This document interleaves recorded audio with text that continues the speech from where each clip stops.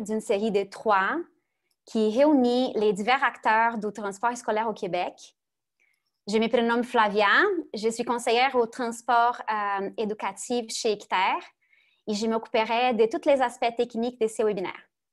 Aujourd'hui, nous avons la chance d'avoir avec nous Francis Villeneuve, délégué commercial à Hydro-Québec, Jeannine Laurent, conseillère en politique et programme au ministère des Transports au Québec, France Lampron, directrice électrification des transports à Hydro-Québec, et M. Michael Neyrick, délégué principal en développement d'affaires chez Hydro-Québec. M. Villeneuve, il ouvrira la présentation en abordant, entre autres, la gestion de la puissance, la tarification d'Hydro-Québec, ainsi que les astuces de la recharge. Mme Laurent traitera ensuite des aides financières du gouvernement qui sont liées à la recharge pour les transports scolaires. Mme Lampron terminera en parlant de la ligne de soutien en 800 mise à disposition par Hydro-Québec pour les autobus verts. Monsieur Neyrick, il animera la période des questions à la fin. La boîte conversée servant uniquement à des commentaires ou échanges entre les participants, nous vous encourageons à poser vos questions dans les Q&A ou sinon dans les Q&A du Zoom qui est situé en bas de votre écran. Nos conférenciers, ils prendront le temps de répondre à toutes les questions à la fin, quand la présentation sera terminée. Si jamais nous ne pouvons pas couvrir toutes les questions, vous pouvez nous envoyer par courriel à l'adresse transportecolo@commercialequiterre.org et nous tenterons de donner suite à vos questions. Bon, ce webinaire, il fait partie de la campagne Mon autobus branché qui vise à sensibiliser et accompagner les acteurs du transport scolaire dans la transition vers l'électrification et à travers des outils éducatifs, d'échange et webinaires. Donc, sans plus tarder, je passe la parole à M. Villeneuve.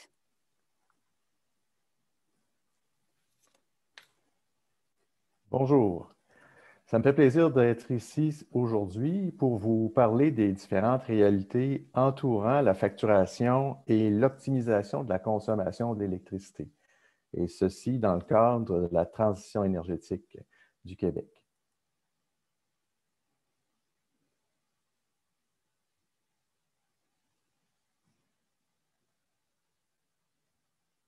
On dirait que j'ai... Oups, OK. À prime abord, afin de bien comprendre les notions, les questions tarifaires, il était vraiment important de comprendre la différence entre la puissance et l'énergie. Je vais utiliser une analogie avec le remplissage d'une piscine. Dans le fond, vous avez dans les deux cas, à gauche et à droite, le même volume d'eau à remplir pour remplir la piscine, mais on n'utilise pas du tout la même vitesse. C'est-à-dire qu'avec un robinet, vous remplissez de façon, avec un robinet d'arrosage ou avec un boyau d'arrosage, vous remplissez tranquillement la piscine. Et puis, avec 2 boyaux d'arrosage, si vous avez un bon voisin, à ce moment-là, ça va vous permettre de remplir 2 fois plus rapidement la piscine. L'analogie, en fait, c'est que la quantité d'eau, ça se trouve être l'équivalent de la consommation d'énergie ou en kilowattheure. Et le nombre d'appareils qu'on voit ici, bien, ça se trouve à être l'analogie avec la puissance utilisée par ces appareils-là.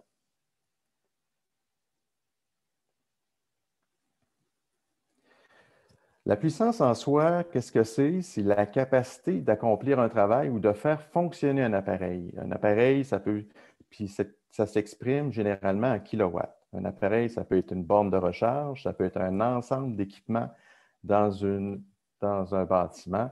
Dans ce cas-là, on a des équipements qui totalisent 24 kilowatts de puissance. S'ils fonctionnent durant 1 heure, ça vous donne une consommation de 24 kilowattheures. Au niveau de la...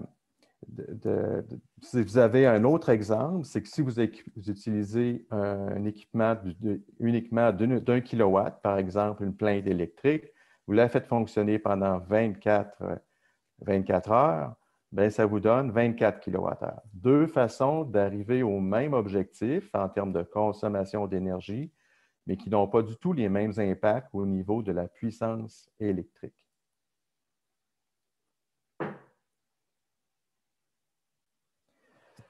L'autre notion importante à retenir, c'est la puissance facturée minimale, parce qu'elle a un impact non négligeable sur les questions de tarification. Durant l'hiver, c'est l'hiver hydro-québécois, on parle des mois de décembre, janvier, février et mars. On vérifie chez Hydro la puissance maximale appelée.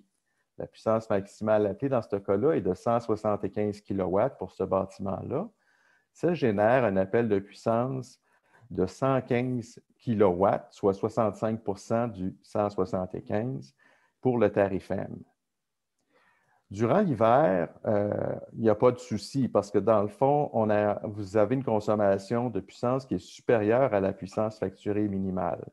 Par contre, pour ce bâtiment-là, lorsqu'on arrive au mois de mai, juin, juillet et août, bien, la puissance appelée en orange est plus faible que la puissance facturée minimale. Donc, Hydro-Québec va vous facturer la puissance facturée minimale. Par la suite, ce qu'on voit, c'est qu'il y a des équipements qui ont sûrement été ajoutés à ce bâtiment-là, ce qui fait en sorte qu'il y a un appel de puissance supérieur à 225 kW. Ça génère une puissance facturée minimale de 150 kW.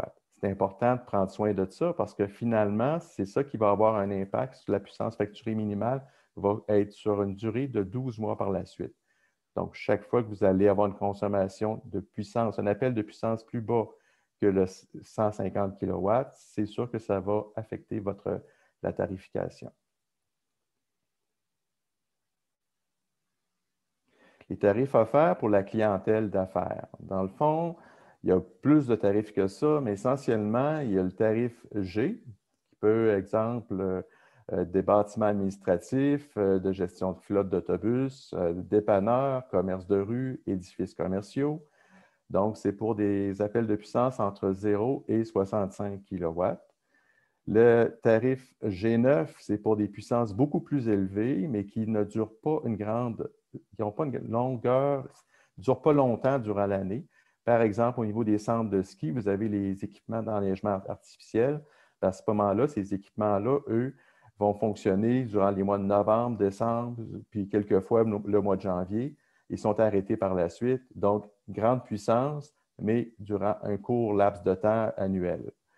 Et le tarif M, qui est le plus fréquent, bien, le tarif M, ça va être pour des centres commerciaux, des épiceries, des tours à bureaux et des garages d'entretien d'autobus. Effectivement, j'ai vu dans des exemples de calcul et de simulation des garages d'entretien d'autobus qui étaient au tarif M.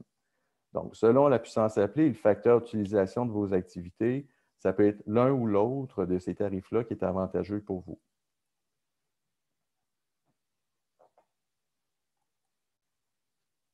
Le tarif M, comme j'ai mentionné tantôt, on parle de puissance entre 50 et 5000 kW. La façon que ça fonctionne au niveau des coûts, c'est que la puissance à facturer, c'est le plus élevé de la puissance maximale appelée durant le mois et de la puissance à facturer minimale. Donc, on prend le maximum des deux. Puis, le coût de la puissance est de 14,77 par kilowatt de puissance. Au niveau énergétique, au niveau de l'énergie, on facture 5,95 sous par kilowattheure au niveau de l'énergie. Voici une autre notion importante à retenir, c'est la question du facteur d'utilisation. Dans le fond, le compteur d'Hydro-Québec mesure en tout temps la puissance appelée tout au long de la semaine et du mois, et puis est en mesure à ce moment-là de pouvoir connaître la puissance, mais aussi l'énergie. Parce que la partie qu'on voit en bleu foncé, ça se trouve être l'énergie en kilowattheure. Là, ce qu'on remarque, c'est que durant la 4e semaine de ce mois-là, peut-être pour une période seulement de 15 minutes, il y a eu un appel de puissance qui s'est élevé jusqu'à 225 kW. Ce qui fait en sorte que l'appel maximum va être de 225 kW et c'est là-dessus que vous allez être facturé. Il y a une façon d'optimiser la tarification puis de réduire ses coûts. Ça se trouve à être d'utiliser une technologie qui vous permet de ramener votre appel de puissance, par exemple, aux environs de 160 kW, et puis de faire en sorte que l'énergie que vous utilisez ici en bleu foncé au-dessus de la ligne orange, que vous puissiez la ramener en utilisant cette énergie-là soit avant ou après les événements de pointe. Dans les endroits qui sont annotés par les X qu'on voit ici. Partout dans les zones oranges, il y a moyen d'utiliser de l'énergie additionnelle. En faisant cela, vous lissez la demande en termes d'appel de puissance. Vous avez une consommation de puissance plus régulière, puis ça vous permet d'avoir un meilleur facteur d'utilisation. Ce graphique-là, qui semble peut-être un peu complexe, mais on va se concentrer uniquement sur le tarif M, qui est en rouge. Dans le fond, c'est ce que ça dit, c'est que lorsque vous avez un facteur d'utilisation qui est bas, par exemple à 10 %, le coût de l'énergie est aux environs de 24 sous du kilowattheure, ce qui est très élevé. Puis par la suite, si vous rabaissez puis vous allez jusqu'à 80 % de facteur d'utilisation, bien, à ce moment-là, ça réduit vos coûts jusqu'à 7,7 sous du kilowattheure. Donc, c'est une diminution très importante et très avantageuse. Donc, c'est l'importance d'avoir un excellent facteur d'utilisation le plus uniforme possible. Comment on fait ça? Il y a un outil pour gérer la pointe de puissance. Donc, je vais vous donner un exemple avec et sans gestion de la charge. Qu'est-ce que c'est un contrôleur de charge? Un contrôleur de charge, c'est un équipement programmable. Donc, on peut définir des heures, on peut définir des appels de puissance maximum, on peut définir des moments où les équipements vont fonctionner. Puis ça vous permet de gérer efficacement la consommation d'électricité. Ça vous permet d'optimiser l'appel de puissance maximum du mois pour minimiser le coût de revient des kilowattheures.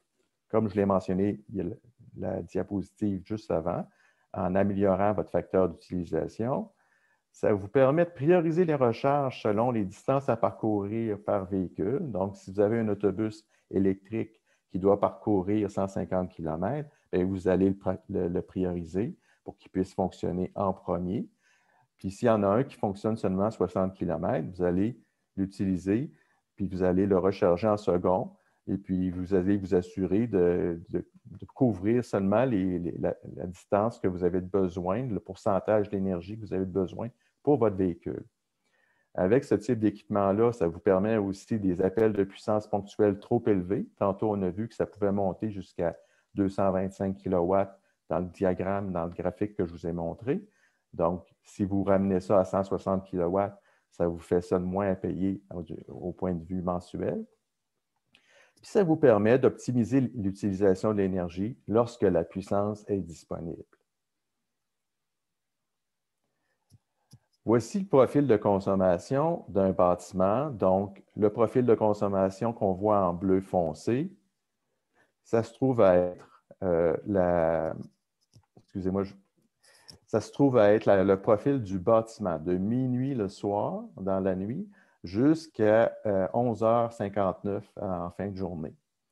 On voit que durant la nuit, il y a une consommation moins élevée de puissance. On parle de 30 kW.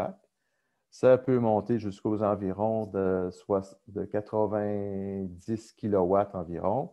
Et puis, ça joue comme ça durant toute la journée pour atteindre tout près de 120 kW comme maximum.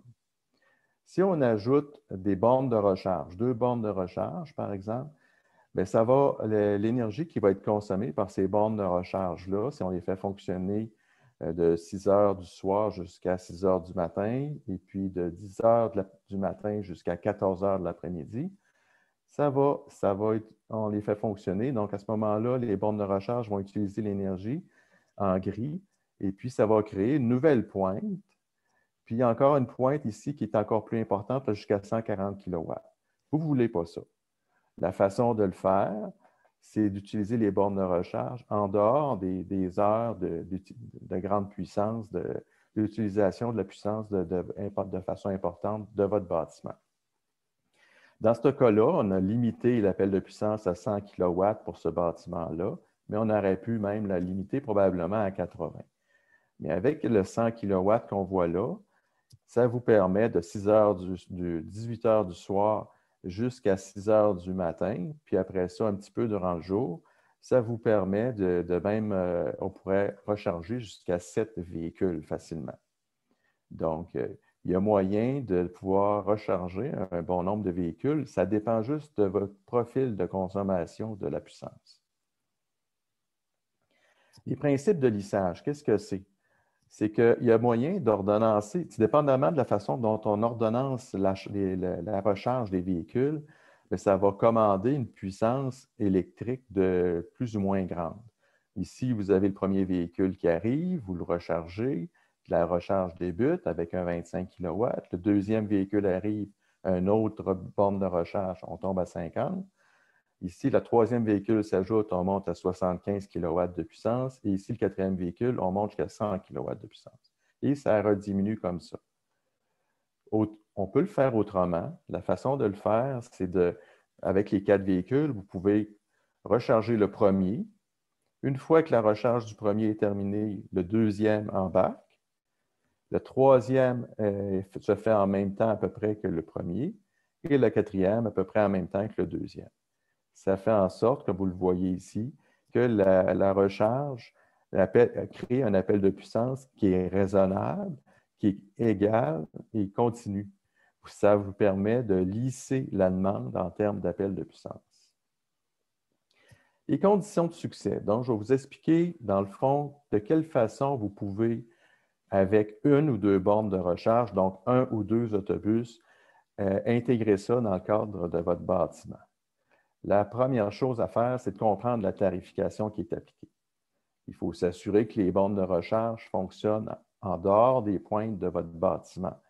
Donc, à partir de, par exemple, si votre bâtiment, les opérations se terminent en fin de journée vers 5h, 5h30, bien, démarrez vos opérations de recharge aux environs 18h, puis vous pouvez y aller jusqu'au lendemain matin. Il faut séquencer la recharge des véhicules, donc en charger un en premier. Une fois que le premier est terminé, vous rechargez le deuxième. Pour faire ça, de la façon que vous le faites, vous pouvez utiliser les outils de gestion des autobus électriques. Dans le véhicule lui-même, il y a moyen de dire, bien, on veut débuter la recharge à 18 h le soir et la laisser fonctionner jusqu'à 11 h, 11h30. Vous partez le deuxième véhicule à minuit, puis la recharge va se faire jusqu'au lendemain matin, 5h30, 6 h, moment où ce que habituellement, dépendamment de votre consommation, profil de consommation, habituellement, les bâtiments redémarrent. Il y a moyen de contrôler la puissance des bornes aussi, en prenant en compte les besoins en kilowattheure de chaque véhicule et de leur heure de départ. Donc, si un véhicule est appelé à rouler plus longtemps dans une journée, à ce moment-là, vous pouvez laisser pleine charge pour ce véhicule-là au niveau de la borne de recharge. Sinon, le deuxième véhicule, s'il ne fait que 50 ou 60 km dans sa journée, vous pouvez limiter l'appel de puissance appelé. Au lieu de 25 kW, vous pouvez le limiter à 15 ou 25 ou 20 kW, par exemple. 3 à 5 bornes de recharge. Bien là, c'est important de pousser un peu plus loin l'analyse puis d'utiliser le portrait de consommation pour identifier vraiment le profil du bâtiment de façon journalière. Il est idéalement d'utiliser un contrôleur de charge. C'est ce que je vous recommande. La programmation du contrôleur de charge, ça va vous permettre de gérer la puissance pour ne pas se craquer une puissance facturée minimum, comme je vous l'ai montré tantôt, et de gérer les autres charges du bâtiment pour lisser la demande de puissance. Il va gérer les autres équipements qui pourraient démarrer en même temps que les bornes de recharge, donc s'assurer à ce moment-là de limiter l'appel de puissance maximum. Vous pouvez aussi utiliser les outils de gestion des autobus électriques pour déterminer l'heure de départ, l'heure de démarrage de la recharge et le pourcentage de recharge souhaité. Si vous avez plus de 5 bornes de recharge, bien, selon la puissance appelée de vos installations, une nouvelle alimentation électrique indépendante du bâtiment pourrait être utile. Et ça dépend de chaque bâtiment. Un logiciel de gestion de flotte combiné au contrôle des charges serait souhaitable. C'est un logiciel qui est plus évolué et plus avancé que celui que je mentionnais précédemment, mais qui vous permettrait d'optimiser la recharge en fonction du parcours de chaque véhicule et chaque autobus scolaire. Ça pourrait être fait à ce moment-là. Et puis, ça vous permet aussi de gérer la recharge des véhicules de jour comme de nuit. Si une journée, il y a des distances plus longues à parcourir parce qu'il y a des contrats additionnels pour cet autobus-là, il y a moyen de le gérer aussi.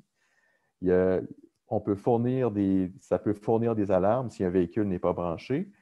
Ça vous permet de gérer la puissance appelée en fonction des besoins de recharge et enfin, de minimiser les coûts d'utilisation de l'énergie. Tantôt, on aura l'occasion de pouvoir répondre à des questions complémentaires. Pour le moment, je passe la parole à Jenan Laurent du ministère des Transports du Québec qui va pouvoir vous parler du programme d'électrification des transports. Bonjour, il me fait plaisir aujourd'hui de vous parler des aides financières qui sont disponibles au ministère des Transports pour les infrastructures de recharge qui seraient utiles, nécessaires pour les autobus dans le transport scolaire. Donc, le 23 avril dernier, le gouvernement avait rendu public les modalités de son nouveau programme d'électrification du transport scolaire. Ce programme couvre la période du 1er avril 2021 jusqu'au 31 mars 2024. Et pour les 3 ans d'application du programme, on dispose d'un budget total de 250 millions de dollars. Et ce programme s'inscrit dans le cadre du plan pour une économie verte rendu public en novembre dernier par le gouvernement du Québec. Donc, l'objectif général du programme est de favoriser l'usage des autobus scolaires électriques au Québec afin de favoriser, de diminuer l'empreinte carbone dans le transport scolaire. Le programme comporte 2 volets. On a le volet 1 qui fournit une aide financière lors de l'achat d'un autobus scolaire électrique. Mais pour aujourd'hui, pour les besoins de la présentation, on va s'attarder sur le volet 2 du programme qui concerne les aides financières disponibles à l'achat et à l'installation des infrastructures de recharge. Donc, quels sont les organismes qui sont admissibles au programme? Pour le volet 2, on a tous les transporteurs scolaires qui sont en contrat avec un centre de service scolaire ou avec un établissement d'enseignement privé est admissible à ce programme. Et aussi, si on a des centres de services scolaires et établissements qui opèrent de façon autonome leur propre parc d'autobus, donc ils sont aussi admissibles à ce programme-là. Et aussi, on a une troisième catégorie. On a des entreprises qui sont propriétaires d'installations qui fournissent un service clé en main de recharge aux différents transporteurs mentionnés précédemment, est admissible à ce programme-là.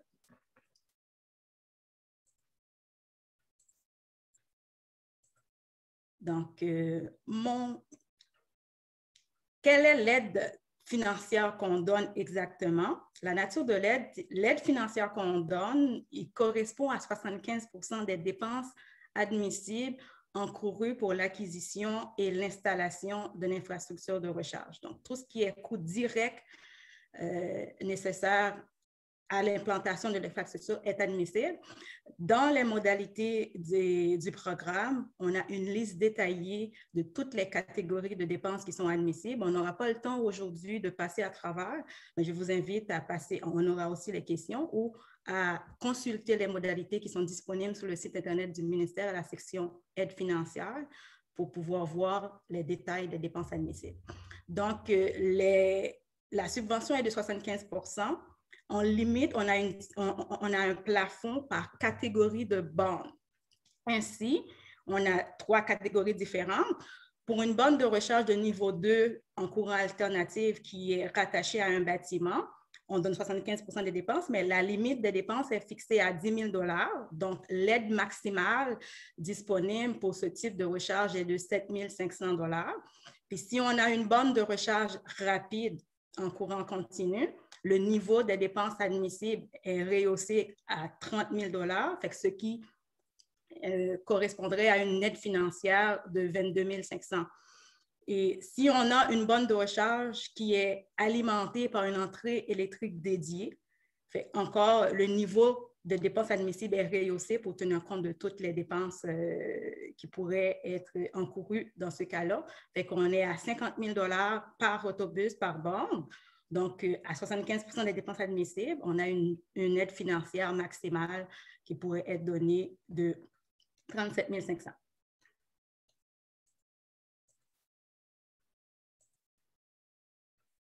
J'ai un petit souci avec la prise de contrôle que j'ai. On dirait qu'il bouge plus que je voudrais. Donc, on est à l'étape comment on fait pour se prévaloir de l'aide financière. Dans un premier temps, il y a un formulaire prescrit. Pour l'instant, il n'est pas encore disponible sur le site du ministère. Il va l'être prochainement. Fait que le demandeur admissible doit remplir ce formulaire-là, puis doit l'accompagner de certains documents. Fait que compte tenu que l'aide financière qu'on donne est vraiment dédiée au secteur scolaire, au transport scolaire, on doit avoir une attestation, une confirmation que la borne qui est achetée va servir aux besoins d'un autobus scolaire. Donc, une confirmation de l'acquisition d'au moins un autobus électrique devra être fournie. Et aussi, on demande un rapport de l'expert, un rapport d'expert sur la solution aux besoins de recharge. Si on est en situation de borne de recharge raccordée à un bâtiment, il va y avoir aussi également un formulaire prescrit qui va être disponible sur le site du ministère qui doit obligatoirement être complété par un électricien qualifié.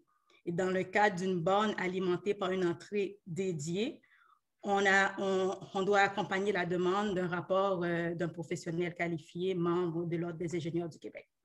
Et le dernier document, et non le moindre, est une copie des solutions, des soumissions qui ont été retenues pour l'acquisition et aussi l'installation de la borne.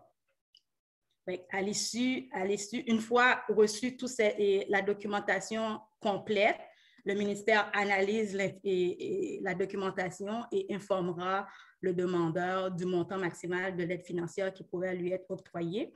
À partir de la date de dépôt de la demande de subvention, le demandeur aura 12 mois pour finaliser l'installation et soumettre au ministère toute la documentation nécessaire pour verser l'aide financière. Donc, à l'étape 2, les travaux sont complétés. Le demandeur, le bénéficiaire de l'aide financière devra soumettre au ministère toutes les factures qui sont reliées à l'acquisition et à l'installation de l'infrastructure de recharge, et aussi doit fournir des photos des bornes qui sont installées et des différentes composantes qui sont liées à l'infrastructure. Et aussi une copie des preuves de paiement. Donc, tout l'ensemble des informations, que ce soit pour la demande d'aide financière, si vous avez besoin de plus de précision sur comment déposer votre demande d'aide financière, on a une adresse courriel à transportquebec.programme@commercialtransportgouv.ca avec ce qui est affiché ici, que vous pouvez transmettre l'entièreté de l'information qui sont demandées et que vous avez besoin aussi. Ça fait le tour pour ce qui est de la section recharge dans le programme d'électrification du transport scolaire. On aura la chance tantôt, s'il y a plus des demandes de questions, de précision, on pourra passer et je céderai la place à France Lampron pour la suite. Merci beaucoup, Jenan. Bonjour tout le monde. France Lampron, je suis responsable de l'électrification des transports chez Hydro-Québec. Alors, vous avez entendu nos collègues, d'abord Francis puis Jenan, nous donner beaucoup d'informations. Beaucoup d'informations sur l'ensemble des programmes. Et nous, chez Hydro-Québec, ce qu'on a fait, c'est qu'on a mis en place une ligne d'assistance pour vous aider à mettre ça ensemble et à faire du sens avec toute cette information-là. Donc, que vous ayez des questions qui soient sur les subventions du MTQ, qui soient sur les autobus, sur la gestion de la recharge, sur la gestion de la puissance, de l'énergie, comment est-ce qu'on fait pour acheminer des demandes pour se raccorder au réseau d'Hydro-Québec ou toute autre information pour électrifier votre flotte d'autobus scolaires. on a une équipe dédiée qui a été formée précisément pour répondre à toutes ces informations-là. Donc, dans le fond, cette ligne-là, vous voyez le numéro, le numéro est sur l'autobus, donc 1-877-512-1981. C'est un numéro où on a un guichet unique pour répondre à toutes vos questions.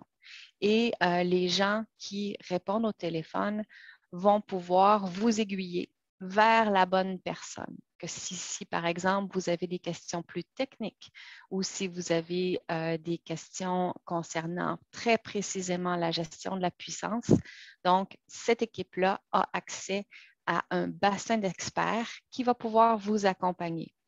Alors, l'idée, c'était vraiment de vous offrir un support pour assurer une transition en douceur.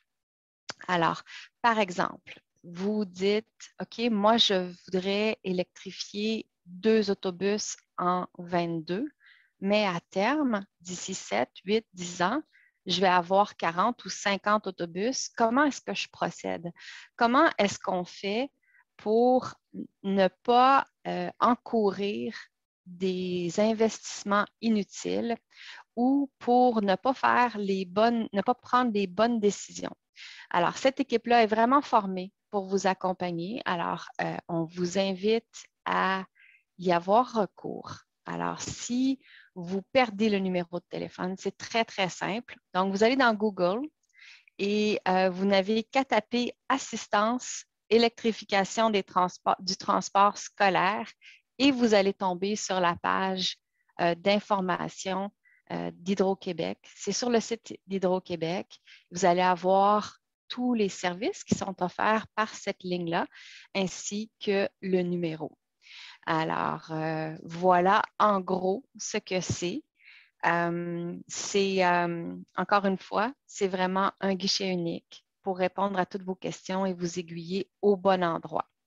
Donc, maintenant, je vais céder la parole à mon collègue, Michael Nérenc, pour répondre à l'ensemble de vos questions. Alors, Michael, la parole est à toi. Alors, bonjour. Nous avons volontairement souhaité laisser le plus de place possible à la période des questions et un certain nombre de ces questions nous sont parvenues. Alors, tout de suite, pour commencer, la première question, je vais l'adresser à Francis.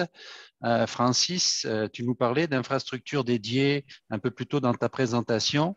La question serait la suivante. Est-ce que pour les paramètres ou l'installation de cette infrastructure dédiée, est-ce que l'opérateur d'autobus scolaire doit faire affaire avec un ingénieur d'Hydro-Québec ou est-ce que ça peut être une compagnie, un maître électricien certifié avec un rapport d'ingénierie? C'est quoi le bon protocole? OK, donc si c'est dans le cas où il y aurait une infrastructure dédiée, par exemple? Absolument. Oui, OK.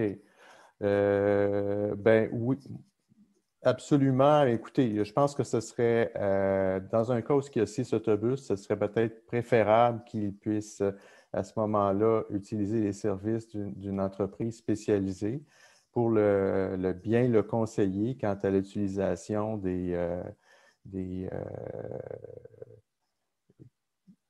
quant à l'utilisation de la puissance et de l'énergie. Il faut tenir compte que chaque bâtiment a un profil particulier, puis on peut utiliser le portrait de consommation d'Hydro-Québec pour constater la disponibilité de la puissance et de l'énergie.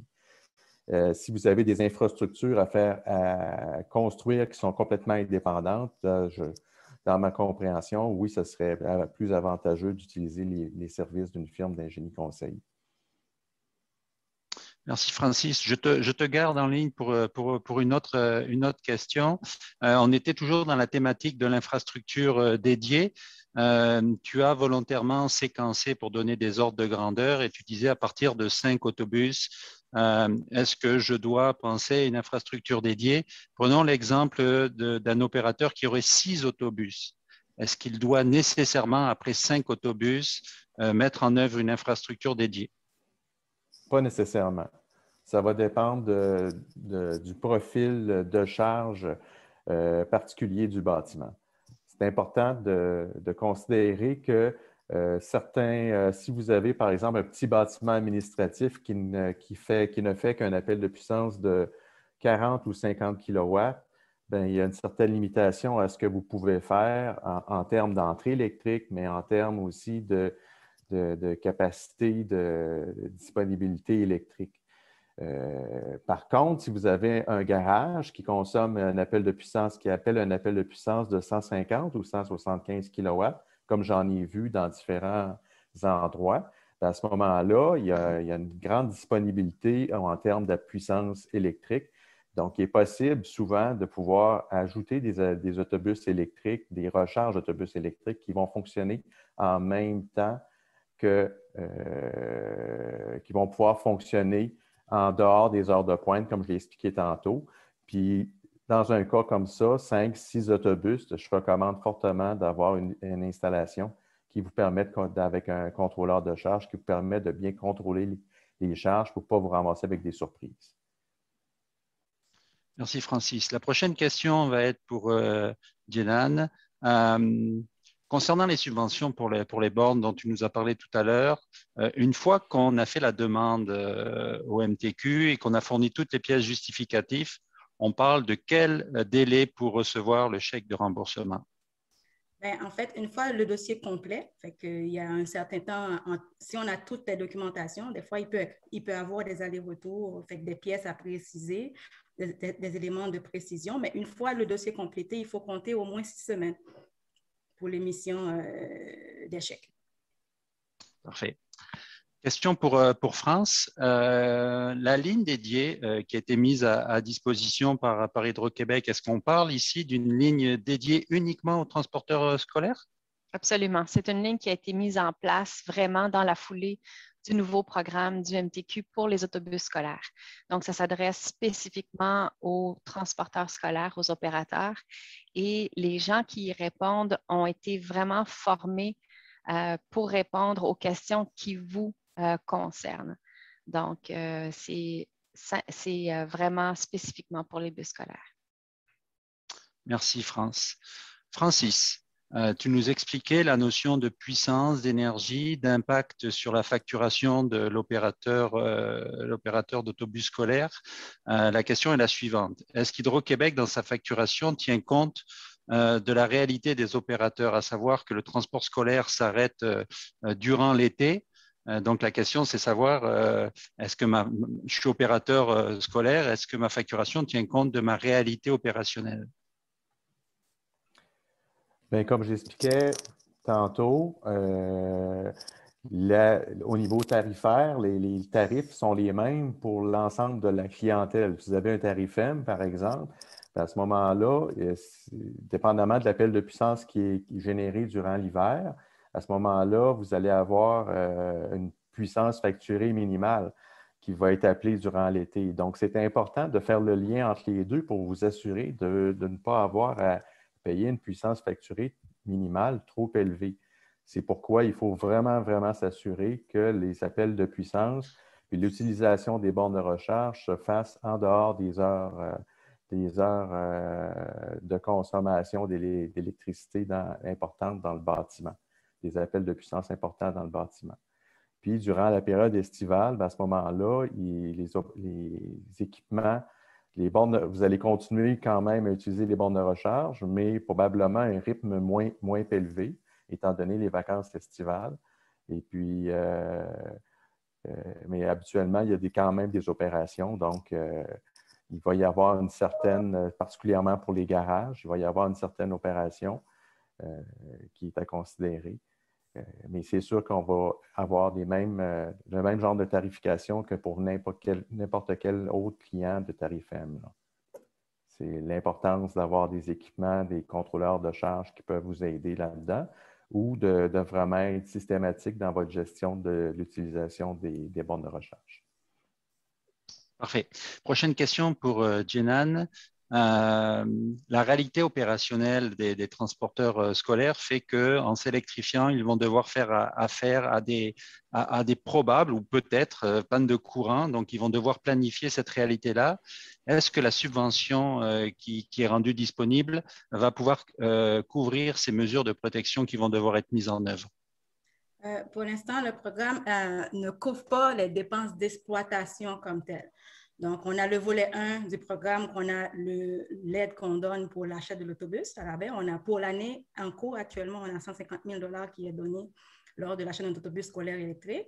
Pour les infrastructures, c'est vraiment l'infrastructure à l'installation. Une fois à l'installation, puis toutes les dépenses afférentes pour l'installation et l'acquisition sont incluses, mais les problématiques de l'exploitation ne sont pas couvertes dans ce programme-là.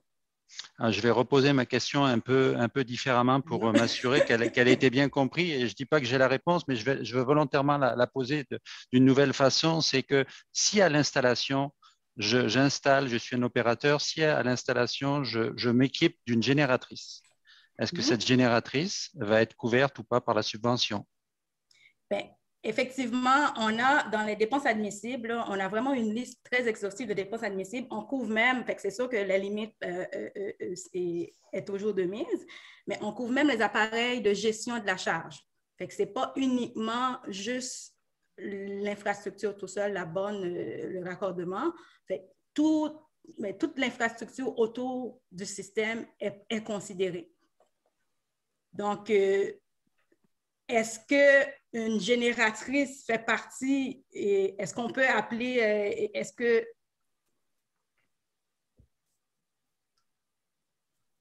J'ai l'air de réfléchir, là.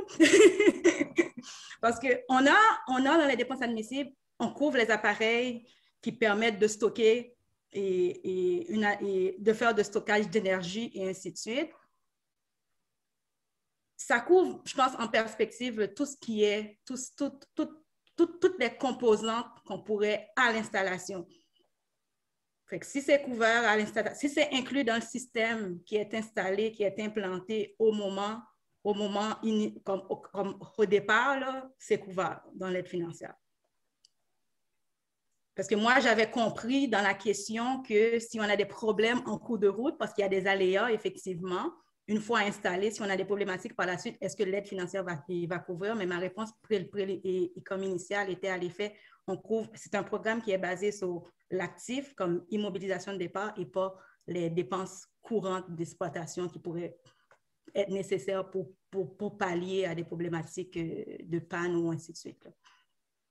Je ne sais pas si c'est plus clair, Michael, ma réponse. Mais c'est plus clair et je comprends que c'est un nouveau programme et que ce n'est pas facile. De toute façon, je pense que dans les éléments qui ont été mis pendant le webinaire, il est fait référence du site du MTQ où on peut trouver la liste exhaustive de l'infrastructure et de voir à ce moment-là si la génératrice est couverte ou pas et si elle a été achetée au moment de l'infrastructure en même temps ou rajouter par la suite. Donc, ça, c'est peut-être des petites nuances que le programme va pouvoir préciser par la suite. Oui, je te confirme que rajouter par la suite ne rentre pas nécessairement dans les perspectives, dans les paramètres actuellement. Parfait. Francis, une nouvelle question pour toi concernant les différents types de tarifs. Dans le cas où on a un bâtiment qui est déjà qui serait par exemple au tarif G, comme tu l'expliquais tout à l'heure. Puis là, on voit qu'effectivement, le bâtiment est déjà pas mal exploité. Si on rajoute à ça un certain nombre d'autobus avec des hivers importants, comment est-ce qu'un opérateur peut demander à passer au tarif M? Est-ce que la demande doit être initiée par lui ou est-ce que c'est Hydro-Québec qui va de façon spontanée se tourner vers l'opérateur en suggérant un changement de forfait, de tarification? Comment ça se passe dans les faits? Bien, la première des choses, dans le fond, c'est que dès que vous faites des ajouts de charges, Hydro-Québec reçoit une demande de la part de l'électricien. Évidemment, l'électricien, il va falloir qu'il vérifie si votre entrée électrique vous permet de recevoir ces nouvelles charges-là. S'il y a des changements à faire au niveau de la distribution électrique ou de l'entrée électrique elle-même, encore là, l'électricien va faire une demande chez Hydro. Et puis, à ce moment-là, vous avez droit de pouvoir changer. Puis, vous êtes aussi, on vous recommande souvent de changer de tarif lorsque ça devient nécessaire, puis que vous avez un appel de puissance, par exemple, qui dépasserait sur une base régulière 50 à 60 kW, bien à ce moment-là, le tarif M va devenir beaucoup plus avantageux pour vous.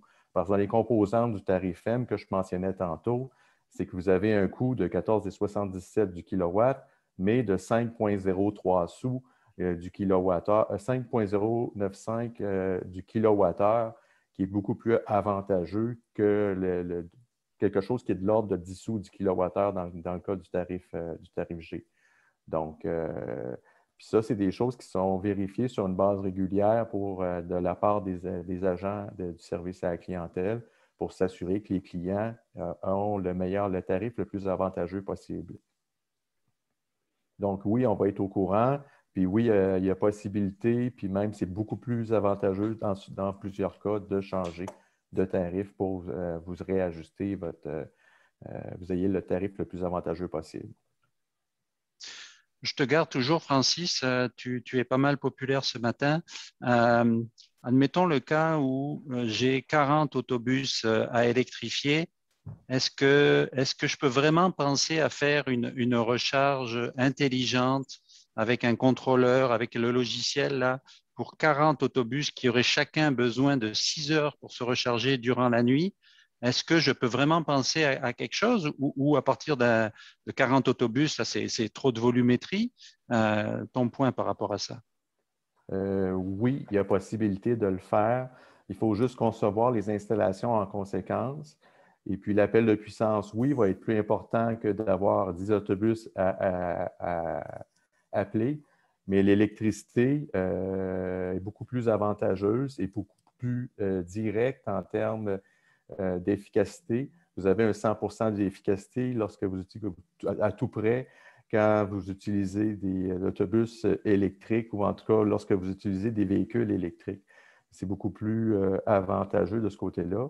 Puis, il suffit de concevoir les installations en conséquence et de générer des appels de puissance en conséquence qui sont suffisants pour être capable de faire des recharges et puis à ce moment-là, avec l'installation dédiée, vous pouvez charger n'importe quand, de jour et de nuit. Il y a moyen de recharger tous les véhicules puis de le faire de façon efficace. Merci, Francis. Jenan, la prochaine sera pour toi. Le programme semble s'étaler sur une période de 3 ans. Je suis un opérateur d'autobus. Je prévois mon installation et je pense à l'avenir. Donc, je prévois tout de suite une installation pour 10 autobus. Mais au départ, je commence par en acheter 2 ou 3. Puis l'année suivante, encore 2 ou 3. Mais qu'est-ce qui se passe si je n'ai pas fini d'électrifier mon parc, que la subvention arrive à son terme? Donc, j'ai peut-être 6 autobus, mais j'ai fait une installation pour 10 autobus. Est-ce que le programme va être prolongé? Comment est-ce que moi, je pense dès le départ, me mettre une infrastructure qui serait la bonne dès le départ?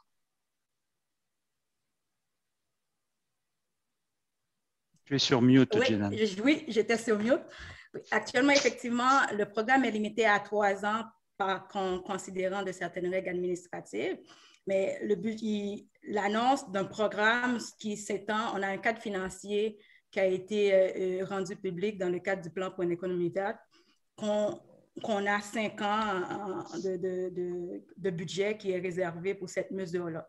Actuellement, le 3 ans, c'est en raison de considérations administratives, puis il est prévisible qu'il y a une prolongation du programme.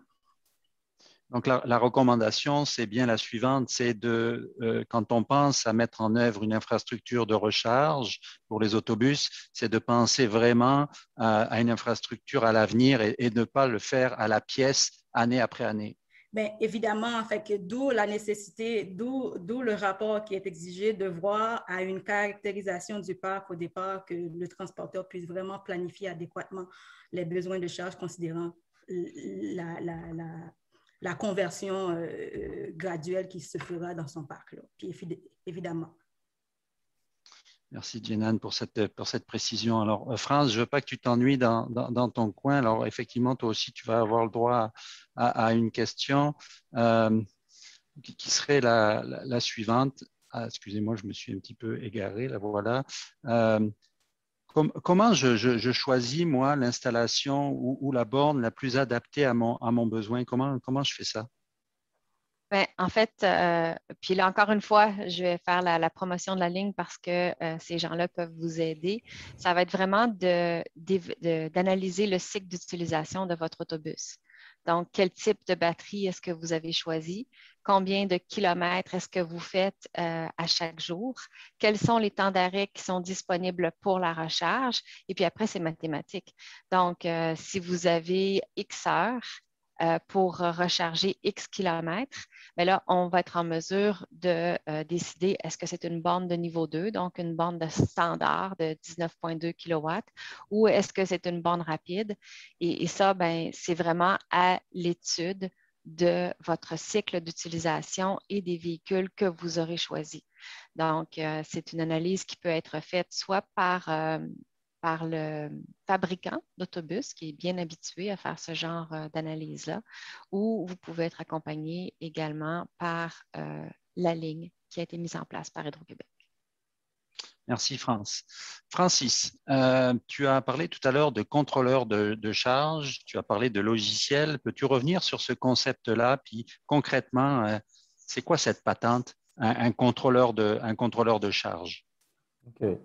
Un contrôleur de charge, dans le fond, c'est un équipement qui vous permet de contrôler les différentes charges qui sont dans votre bâtiment. Si vous avez du chauffage, des aérothermes pour chauffer, par exemple, certains secteurs de votre bâtiment ou de votre garage, si vous avez des bornes de recharge pour les véhicules au diesel, vous avez différents équipements comme ça, il y a moyen de cycler l'utilisation de ces appareils-là. On n'est pas obligé de tout le temps pousser le maximum de puissance en tout temps, en tout lieu. Anciennement, ce qu'on faisait avec un véhicule à essence, on le branchait pour toute la nuit, mais ce n'est absolument pas nécessaire. On peut le recharger, on peut faire fonctionner le chauffe-moteur, par exemple, certaines heures, et puis le faire maintenir une température en jouant, puis en cyclant l'utilisation de cet appareil-là. De la même manière, on peut jouer aussi avec l'appel de puissance, avec la puissance qu'on fournit aux bornes de recharge électriques pour la recharge des véhicules électriques. Donc, il y a certains systèmes qui peuvent être gérés, etc. Ça fait que c'est extrêmement avantageux. L'autre item, lorsqu'on va un peu plus loin, bien, ça va être d'avoir un logiciel qui pourrait vous permettre à ce moment-là d'aller vraiment à une étape supérieure, c'est-à-dire de pouvoir même gérer votre flotte et puis dire, bien, le véhicule numéro 1 va avoir plus de kilométrage à faire le lendemain matin. Bien, on va prévoir des recharges en considérant ces points-là. Et puis, on va prévoir aussi des périodes dans le jour pour pouvoir le recharger à ce moment-là. Ça fait qu'il y a toutes sortes de choses qui peuvent être faites là, pour permettre l'amélioration de l'optimisation de votre coût d'achat, dans le fond, le coût de l'électricité.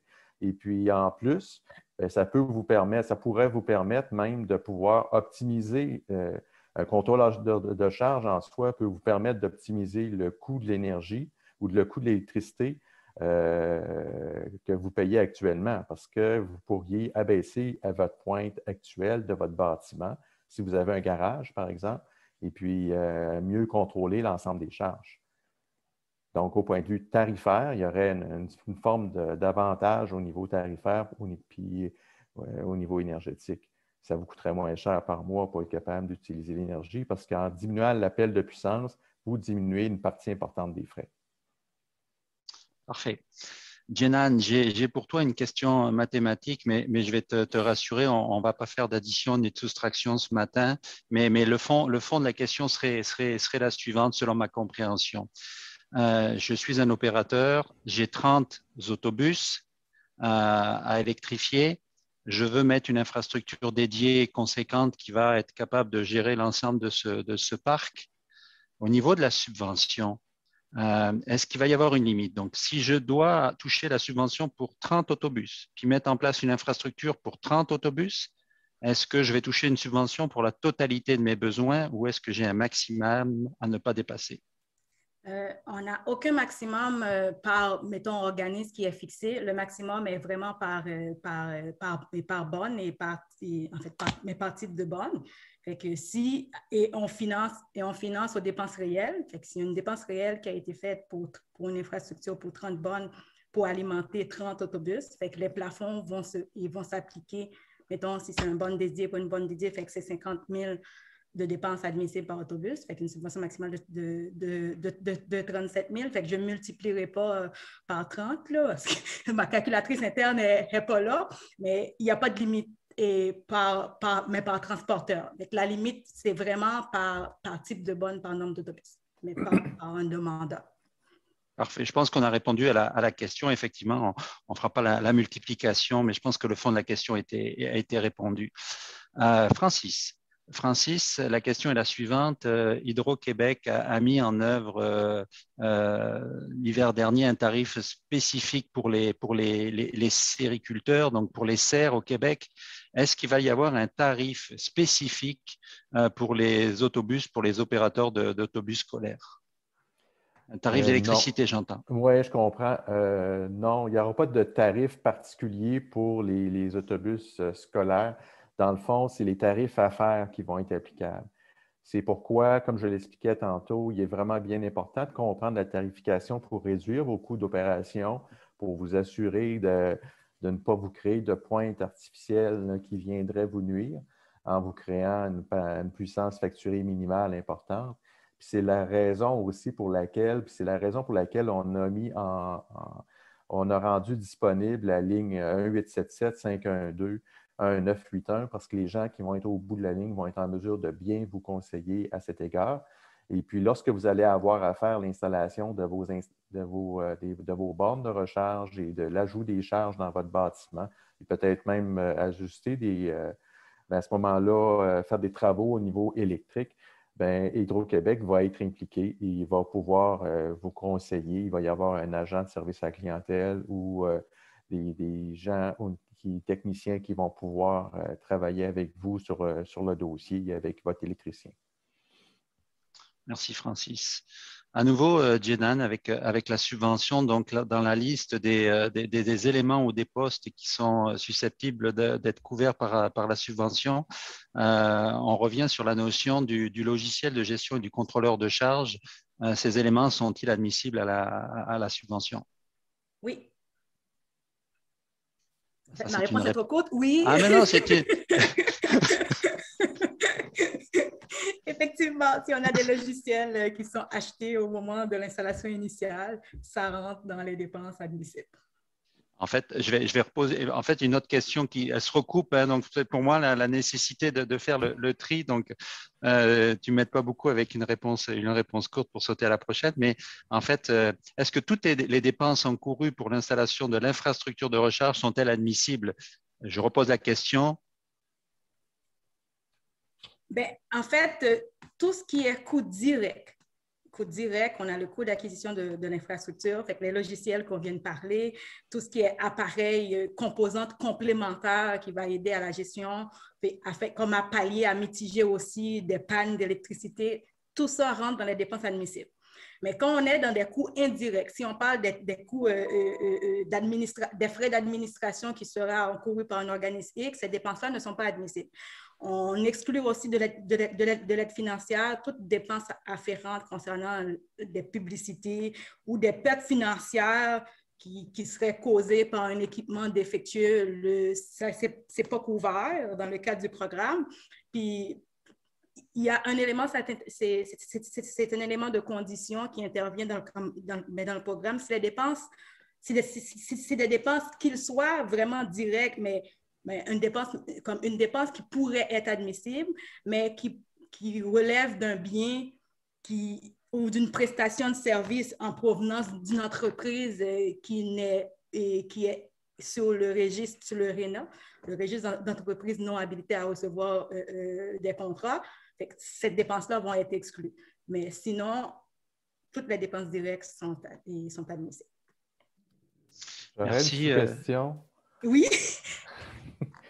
Est-ce que les frais d'une firme d'ingénierie seraient admissibles Les honoraires professionnels aussi nécessaires à la préparation de l'infrastructure sont admissibles. OK, merci. Bon, alors je vais reprendre le contrôle de mes questions. Oui.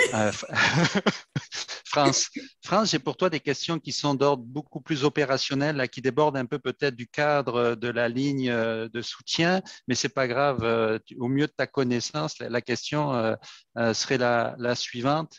60% de la flotte d'autobus de cet opérateur est stationnée chez le conducteur. C'est quoi les solutions qui me sont offertes dans ce cas-là? En fait, c'est une problématique qu'on a regardée très précisément, ça.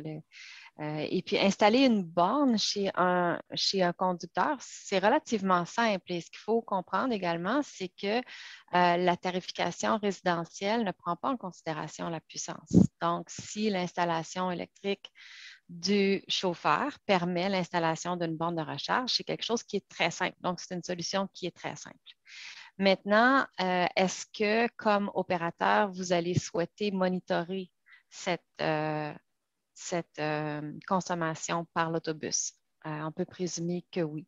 Alors, il y a différentes solutions qui sont possibles pour ça. Il y a des bornes intelligentes qui donnent accès à toute la consommation de la donnée. Donc, ça serait une façon de suivre la consommation des chauffeurs à domicile.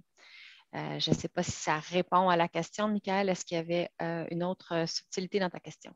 Non, en fait, je pense que ce que tu réponds, puis j'ai une question qui serait complémentaire à la première, c'est, je vais le citer, la personne qui nous pose la question, c'est j'ai 14 autobus qui sont chez des chauffeurs, donc chaque chauffeur rentre chez lui avec son autobus, et j'en ai 10 autres qui rentrent au dépôt. Ouais. Je ne vais quand même pas installer 20 bornes au total. Eh bien, si. Eh bien, si. Donc, c'est ça la réponse. Si. En fait, c'est que chaque autobus va avoir besoin d'une borne dédiée.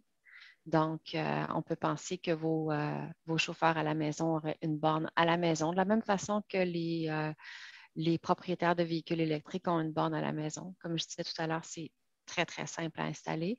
Et pour les 10 autobus qui seraient au dépôt, à ce moment-là, on pourrait probablement penser, sous réserve de l'analyse du cycle d'utilisation et du profil de consommation de l'édifice, on pourrait probablement penser à une installation dédiée avec un raccordement indépendant. Donc, voilà. Merci, France. Je te garde encore avec encore une fois une question qui sort du cadre, mais pour laquelle tu vas trouver une réponse, j'en suis certain. Comment fonctionnent les chargeurs V2G? Donc, on parle ici de véhicule to grid, donc du véhicule vers le réseau d'Hydro-Québec et le retour de l'énergie à Hydro-Québec. Oui. En fait, ça, c'est un concept où est-ce qu'on peut prendre l'énergie qui est emmagasinée dans la batterie et le réinjecter sur le réseau. Donc, c'est un concept qui est bien connu. Je vous dirais qu'à chez Hydro-Québec, actuellement, on est en train de faire un pilote. On en a fait un autre il y a quelques années. Donc, l'enjeu de ça n'est pas un enjeu technique parce que ça fonctionne relativement bien, cet échange d'énergie entre la batterie et le réseau. L'enjeu est un enjeu commercial. Donc, comment est-ce qu'on fait pour, dans une juridiction comme le Québec, où l'électricité est très peu chère, comment est-ce qu'on fait pour rendre un modèle comme ça commercialement rentable? Pour l'instant, on n'a pas encore la réponse à ça. On est vraiment en mode projet pilote. Donc, ce n'est pas encore possible de faire cet échange-là de façon commerciale avec Hydro-Québec, mais c'est quelque chose qui s'en vient au cours des prochaines années. Merci, France. Jenan, la question pour toi serait la suivante. On revient avec la notion d'autobus qui vont chez le conducteur, donc qui ne rentrent pas au dépôt, mais qui vont chez chacun des chauffeurs. On comprend que la borne va être subventionnée, mais qu'est-ce qui se passe, moi, si je change de chauffeur à chaque année?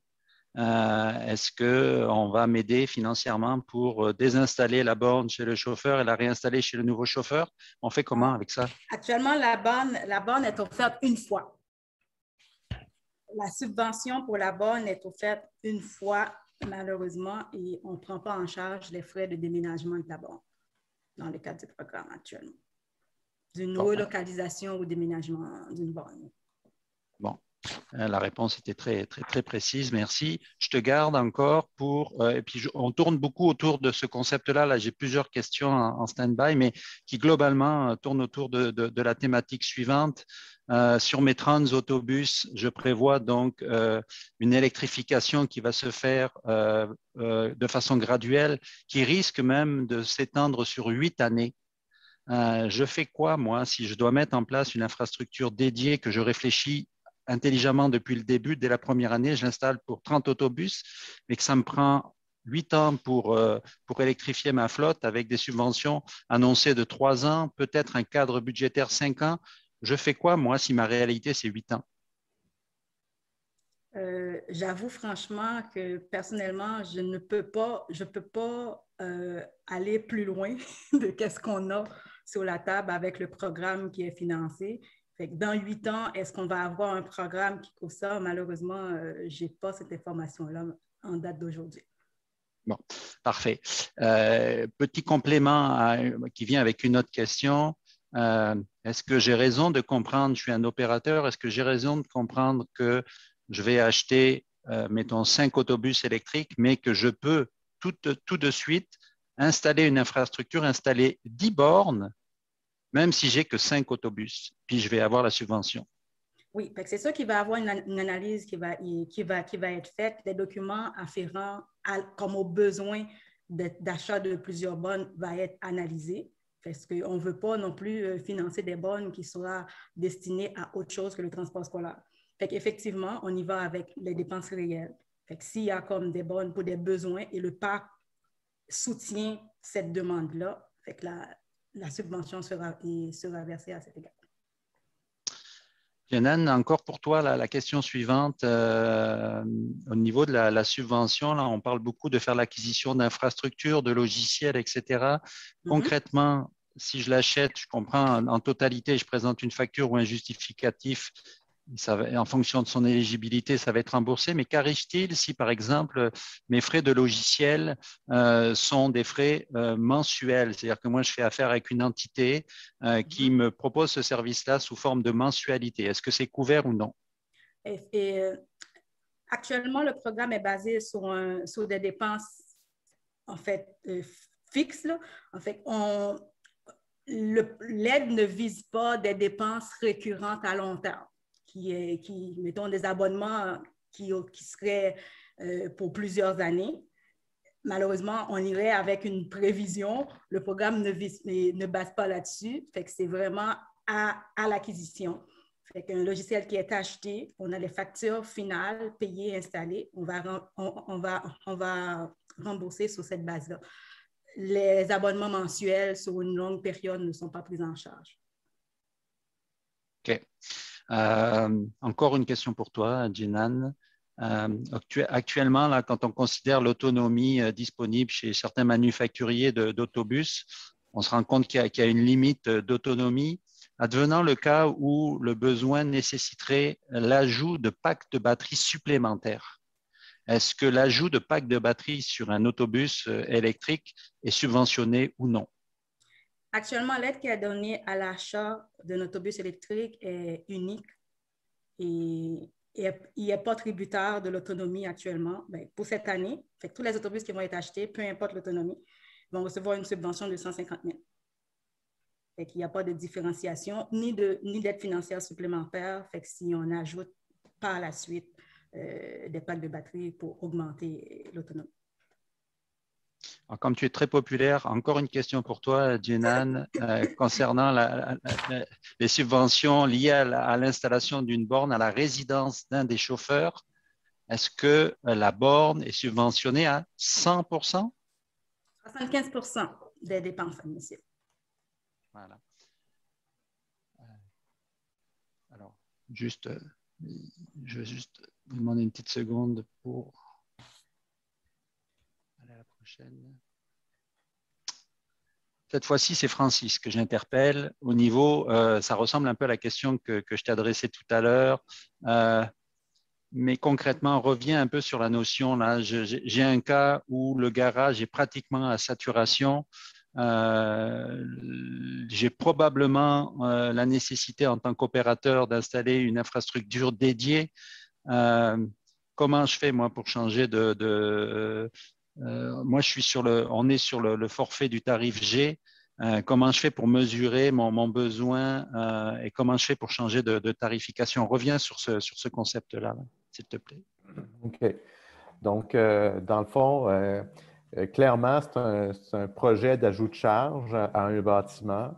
Vous auriez, par exemple, une nécessité de remplacer, si votre garage fonctionne 24 heures, je comprends que votre garage fonctionne 24 heures par jour et qu'il n'y a pas de marge de manœuvre. Ça me surprend, mais mettons que c'est ça. Ben, à ce moment-là, oui, ce serait un projet d'ajout de charge qui pourrait nécessiter à ce moment-là de prévoir une nouvelle entrée électrique avec une nouvelle distribution pour être capable de supporter les bornes de recharge additionnelles qui sont requises. À ce moment-là, vous allez faire votre électricien va faire une demande officielle chez Hydro-Québec d'ajout de charge et puis nous confirmer son projet par la demande d'un permis commercial. Suite à ça, il va y avoir un transformateur ou en tout cas des infrastructures qui vont être prévues pour être capable de recevoir, vous fournir l'électricité et la puissance qui est nécessaire. Et puis, c'est sûr qu'il va y avoir automatiquement une revue du tarif parce que automatiquement, en dépassant le 50 kW, vous allez aller vers le tarif M qui est plus avantageux au point de vue tarifaire. Parfait, Francis. France, on revient avec la notion de la ligne dédiée et du soutien qui pourrait être offert quand on va appeler à cette ligne-là. Si j'ai besoin, moi, en tant qu'opérateur d'autobus, de faire intervenir un électricien, est-ce que je vais avoir accès à une liste d'électriciens dédiés? Est-ce que la ligne va pouvoir m'aider à trouver les bonnes ressources? Non, on ne va pas suggérer des noms d'électriciens. Par contre, on peut vous pointer dans la direction de la Corporation des maîtres électriciens du Québec qui ont une liste de fournisseurs. Mais la ligne d'Hydro-Québec n'est pas pour identifier des fournisseurs spécifiques. C'est vraiment des questions d'ordre général. Très bien. Une autre question pour toi, France. Et là, j'ai quelqu'un qui rentre dans le technique, donc je vais te l'adresser. Selon une étude, on parlerait, je le mets bien au conditionnel, de 0,87 kW par kilomètre pour un autobus électrique. Est-ce que c'est pensable de se baser sur ce ratio pour couvrir les dépenses supplémentaires chez le chauffeur? Je ne vous le recommande pas pour plusieurs raisons. C'est possible que 0,87 kWh, ce soit une consommation optimale, mais il y a tellement de facteurs qui viennent influencer la consommation d'électricité par kilowattheure. Par exemple, il y a toute la façon de conduire de votre chauffeur qui peut influencer énormément la consommation d'électricité. Ensuite, il y a toute la température à l'extérieur qui va influencer aussi. Alors, ce qui est probablement plus prudent, c'est de mesurer la consommation d'électricité dans un premier temps pour arriver à une moyenne. Mais je vous dirais que c'est assez risqué, surtout que ce 0,87 kWh par kilomètre me semble très optimiste. Merci, France. Ça va clôturer la période des questions. Il se trouve qu'on a quand même fait le tour de l'ensemble. Je vais donc maintenant repasser le micro à Flavia. Okay, bonjour à tous. Merci beaucoup pour votre présence ce matin et également pour vos questions. C'était fort intéressant de vous entendre via les questions. Merci aussi à Hydro-Québec, au ministère des Transports du Québec pour leur participation et pour avoir su nous éclairer sur la question. Cette campagne, elle est portée par Équiterre et elle est rendue possible grâce au soutien financier du ministère des Transports du Québec et de la Fondation familiale Troutier, ainsi qu'à nos partenaires de la campagne. Pour plus d'informations, je vous invite à aller à la page équiterre.org/autobus-branché. Nous espérons que vous avez apprécié ce webinaire et que vous avez désormais une meilleure compréhension de la recharge, qui est un aspect important à prendre en considération lors de la transition vers l'électrification d'un parc d'autobus scolaires.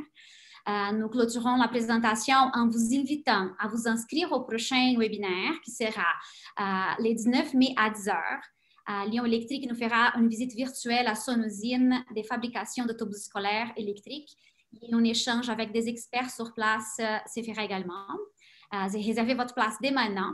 Et sinon, cette présentation a été enregistrée. Elle sera mise à votre disposition par Internet. Et vous allez recevoir également par courriel pour pouvoir révisionner et aussi partager avec vos collègues. Pour toute question que nous n'avons pas eu le temps de répondre aujourd'hui, parce que j'ai vu qu'il y a eu comme 5 questions de plus encore, vous pouvez nous envoyer via transport écolo à commercial-équiterre.org. Merci encore et passez une très belle journée.